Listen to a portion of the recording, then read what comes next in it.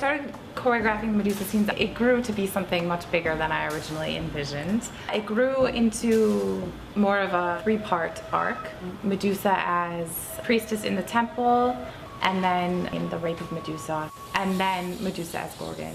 It showed not only the transformation of Medusa, but of Apollo and his relationship with Artemis.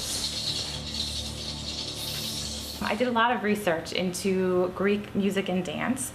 I wanted to make it as authentic as I could with whatever records were available to me, but I was able to find the Delphic hymn to Apollo, Apollo being my twin brother, and we were again playing the Medusa scenes as being in the temple of Artemis. There weren't any hymns to Artemis that still survived, so I figured it was okay to use the hymn to Apollo. And I worked with my music director, Bill Wett, and he took the mode that that hymn was in and composed something using the same 5 beats to a measure. And then he took one of the Homeric hymns to Artemis and used the language from that hymn to write lyrics.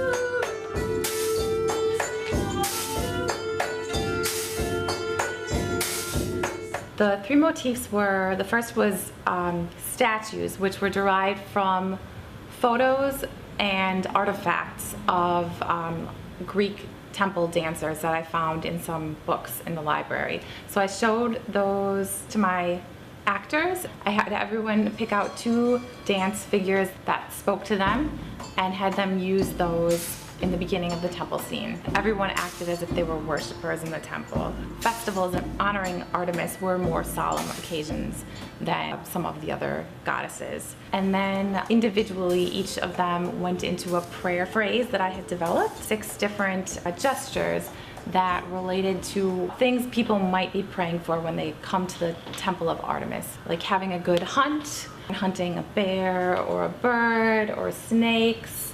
So nature imagery and fertility imagery were things that related to Artemis, and that's what I used. And then the third motif I used was pillars or columns, because I looked at some of the Greek temples to Artemis and other goddesses, and one of the conventions of Greek architecture is the column. In doing my research, I found a beautiful passage written by an architect about how pillars in a temple are like the dancers of a temple, and how through their spatial arrangement they create movement. And I thought that passage was so beautiful I had to include that image in the dance. And that became a really interesting tool to use then for the rape scene, when the worshipers actually become columns and restrict Medusa's escape from Apollo.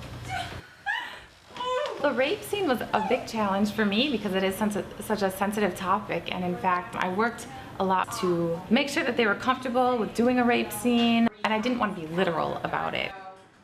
Ultimately, it just came to me one night that I could use the dancers to kind of surround Medusa and Apollo so that they weren't necessarily visible, but so that what was happening was understood to the audience, and really the emotion of what was happening was understood through vocalizations and very subtle movement, with the female actors portraying Medusa's resistance and terror, and the male actors portraying Apollo's persistence.